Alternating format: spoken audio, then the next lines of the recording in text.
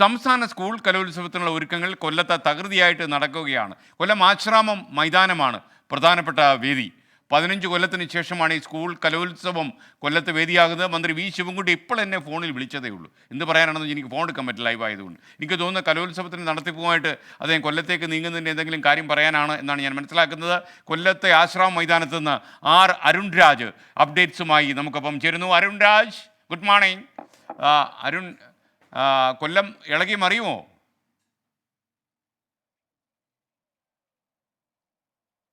തീർച്ചയായും കൊല്ലം ഇളകി മറിയും എന്നുള്ള കാര്യത്തിൽ സംശയമില്ല. കാരണം 15 വർഷത്തിന് ശേഷം എത്തുന്ന സംസ്ഥാന സ്കൂൾ കലോത്സവത്തെ വരവേൽക്കാൻ കൊല്ലം ഒരുങ്ങിക്കഴിഞ്ഞിരിക്കുകയാണ്. നമ്മൾ ഈ കൊല്ലത്തിന്റെ പല ഭാഗങ്ങൾ കഴിഞ്ഞ ദിവസം വാർത്തയുമായി ബന്ധപ്പെട്ട് യാത്ര ചെയ്യുമ്പോഴടക്കം ആൾക്കാർ പറയുന്നത് ഏതെങ്കിലും ദിവസങ്ങളിലെല്ലാം കലോത്സവം വന്ന് കാണാൻ തങ്ങൾ ആഗ്രഹിക്കുന്നു എന്നുള്ളതാണ്. അത്തരം വലിയൊരു ജനസഞ്ചയം കൊല്ലത്തേക്ക് പ്രതീക്ഷിക്കുകയും ചെയ്യുന്നുണ്ട്. നമ്മളിപ്പോൾ നിൽക്കുന്നത് ഈ കലോത്സവത്തിന്റെ പ്രധാന വേദിയായ ആശ്രമം മൈതാനത്താണ്. ഈ ഒരുക്കങ്ങൾ അതിന്റെ അവസാന ഘട്ടത്തിലാണ്. ഇതിന്റെ മേൽക്കൂര നിർമ്മാണം അടക്കം തകൃതിയായി പുരോഗമിക്കുകയാണ്. ഇനി 3 ദിവസം മാത്രമാണ്, അതായത് ജനുവരി 4-ന് രാവിലെ തന്നെ പരിപാടികൾ ആരംഭിക്കേണ്ടതുണ്ട്. ഈ പരിപാടികൾ ആരംഭിക്കുന്നതിന് മുന്നോടിയായുള്ള എല്ലാ ഒരുക്കങ്ങളും അവസാനഘട്ട മിനുക്കുപണികളടക്കം ഇപ്പോൾ ഇതിന്റെ ഈ ഭാഗങ്ങളിലടക്കം നടന്നുകൊണ്ടിരിക്കുകയാണ്. കഴിഞ്ഞ ദിവസമാണ് ഈ പ്രോഗ്രാം കമ്മിറ്റിയുടെ ഓഫീസ് അടക്കം മന്ത്രി വി ശിവൻകുട്ടി ഉദ്ഘാടനം ചെയ്തത്. ഇന്ന് വാർത്താ സമ്മേളനം അടക്കം അദ്ദേഹം വിളിച്ചു ചേർത്തിട്ടുണ്ട്. 14,000-ഓളം മത്സരാർത്ഥികളെ പ്രതീക്ഷിക്കുന്നു എന്നുള്ളതാണ് സംസ്ഥാന സ്കൂൾ കലോത്സവത്തിന്റെ സംഘാടകർ ഇപ്പോൾ നമ്മളെ അറിയിച്ചിട്ടുള്ളത്.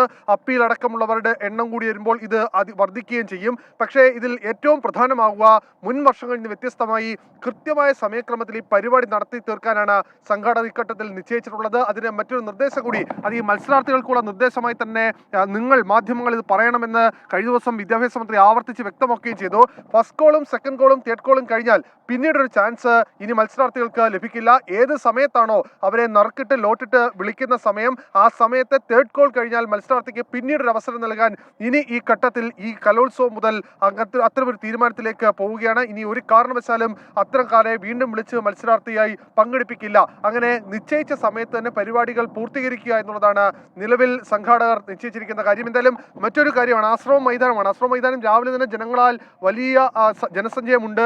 ഈ ക്രിക്കറ്റ് കളിക്കുന്നവരുടെയും വാഹനം ഓടിക്കുന്നവരുടെയും അടക്കം ഈ ദൃശ്യങ്ങളാണ് ഈ കാണുന്നത്. കാരണം ഈ കലോത്സവത്തിന്റെ വേദി കൂടി വന്നതോടെ ഇവർ മറ്റൊരു വശത്തേക്ക് മാറി ക്രിക്കറ്റ് കളിക്കുന്നവരാണ് ഈ സമീപത്ത്. രാവിലെ തന്നെ ഈ ക്രിക്കറ്റ്, ഫുട്ബോൾ, അതുപോലെ തന്നെ വാഹനം പരിശീലനം, ഇതെല്ലാം തന്നെ ഇവിടെ നടക്കുന്നുണ്ട്. അങ്ങനെ ഒരു സൈഡിൽ ഈ കലോത്സവത്തെ വരവേൽക്കാൻ കൊല്ലം ഒരുങ്ങുമ്പോൾ മറു സൈഡിൽ ഇതുമായി ബന്ധപ്പെട്ട ആഘോഷ പരിപാടികൾ കൂടി തുടങ്ങി. ഇന്നലെ ഫ്ലാഷ് മോബ് അടക്കം നമ്മൾ കണ്ടതാണ്. അങ്ങനെ ഈ കൊല്ലത്തിന്റെ ഓരോ സ്ഥലങ്ങളിലും ഓരോ ഇടങ്ങളിലും ഈ കലോത്സവവുമായി ബന്ധപ്പെട്ട ഒരുക്കങ്ങളും അതിന്റെ ആഘോഷങ്ങളും തുടരുകയാണ്. പുതുവത്സരത്തോടൊപ്പം കൊല്ലം കലോത്സവത്തെ കൂടി വരവേൽക്കാനാണ് ഒരുങ്ങുന്നത്. അരുൺ രാജാണ് ആശ്രമം മൈതാനത്ത് നമുക്കൊപ്പം ചേർന്നത്. 24 അഞ്ചിന്റെ വജ്രത്തിളക്കം.